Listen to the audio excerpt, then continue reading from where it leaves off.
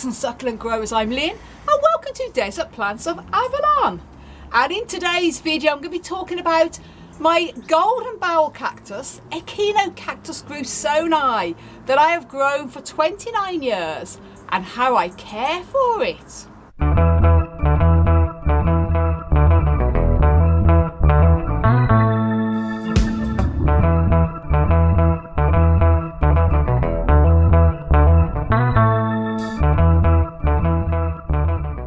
So then guys, this is my big old Echinocactus grusonii, often known as the Golden Barrel Cactus because of its obvious barrel shape and its gorgeous golden spines. I'm going to talk about obviously how I care for it, but I'm going to tell you first of all about the history about this awesome cactus.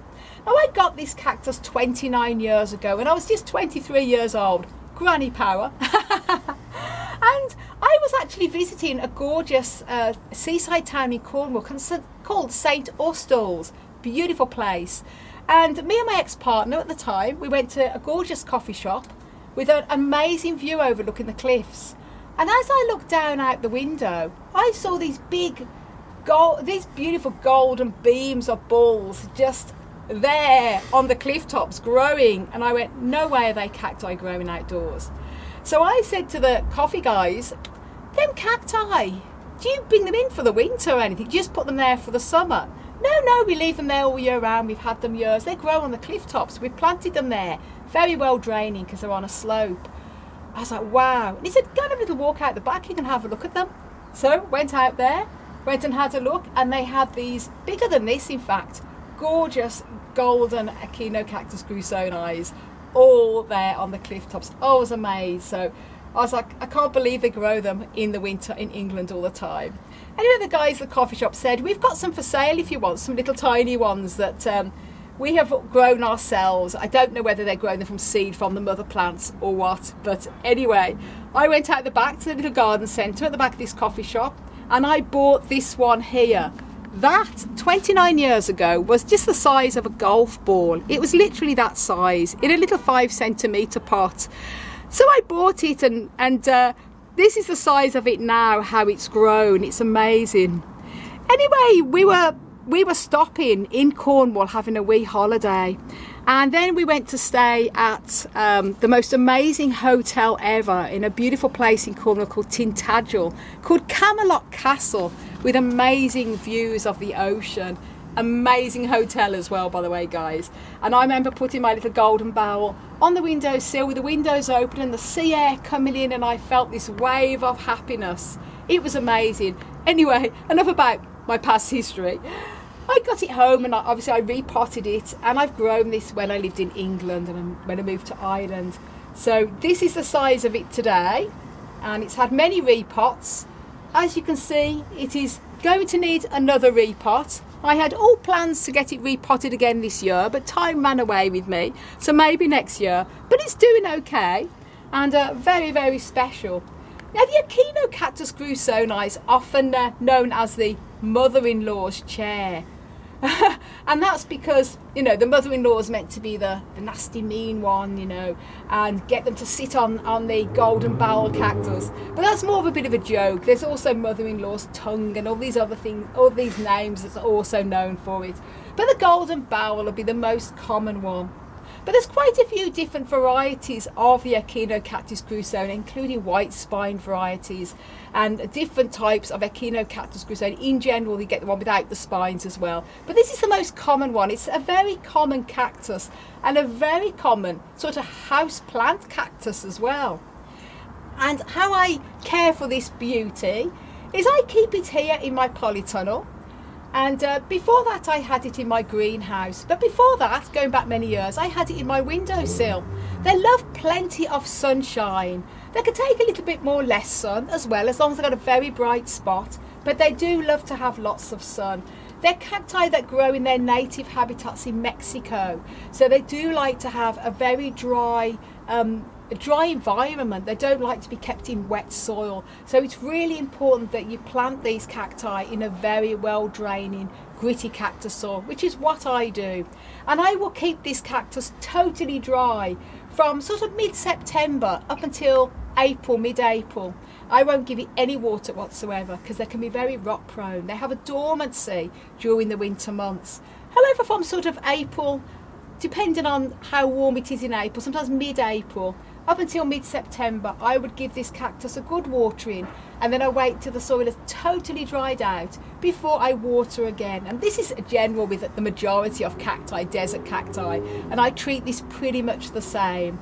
As I say, a dry winter rest. Now this particular cactus, you may hear that they need a minimum winter temperature of 10 Celsius, 50 Fahrenheit. However, I've grown this for many, many years, even when I lived in England in my greenhouse that was more or less unheated in winter. And as long as you keep them dry, do not water them, make sure the soil is totally dry over the winter. They can take 5 Celsius, 41 degrees Fahrenheit, a little bit below that as well for short periods, as long as they're kept dry. I think it's a pretty cold, hardy cactus. However, if you're new to growing this cactus, or you have a very small cactus of Echinocactus grusonii, maybe for the first few years overwinter, it's a little bit warmer until it gets to a bit more of a larger size, at least probably the size of 2 golf balls anyway. But this, as I say, does very well out here in the polytunnel, plenty of sun. Now, this has never flowered for me. They do normally need to grow quite large, and these cacti, by the way, can grow massive.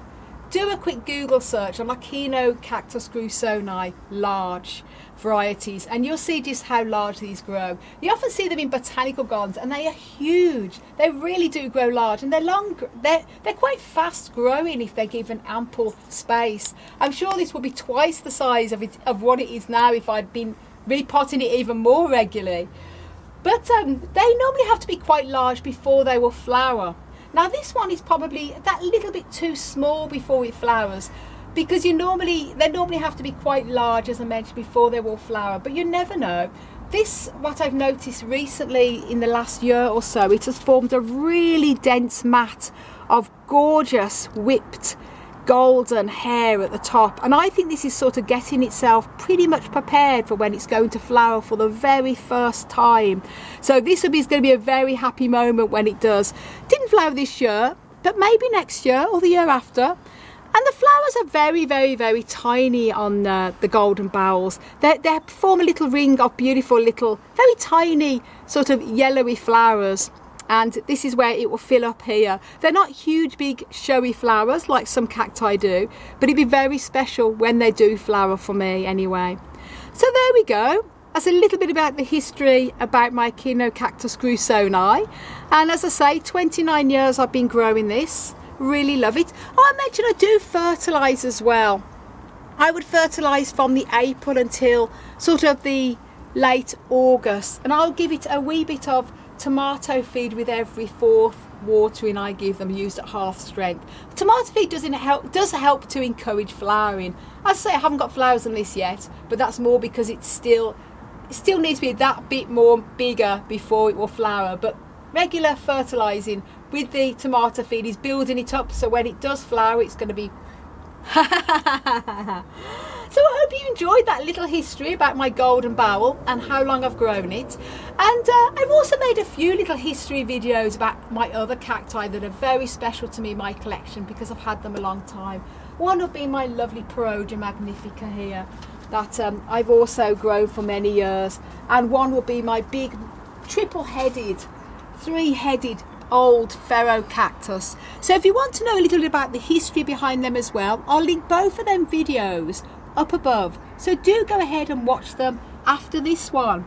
And I'm going to be doing quite a few series of some of my very special cacti that I've had for many years and the history behind them. So thank you so much for watching, everybody. And do you have the golden barrel in your collection?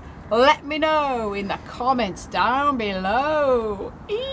If you haven't done already, do please subscribe and click that notification bell, and do check my website out for lots more growing tips on there, desertplantsofavalon.com. I want to wish you all an amazing golden spined cactus powered day.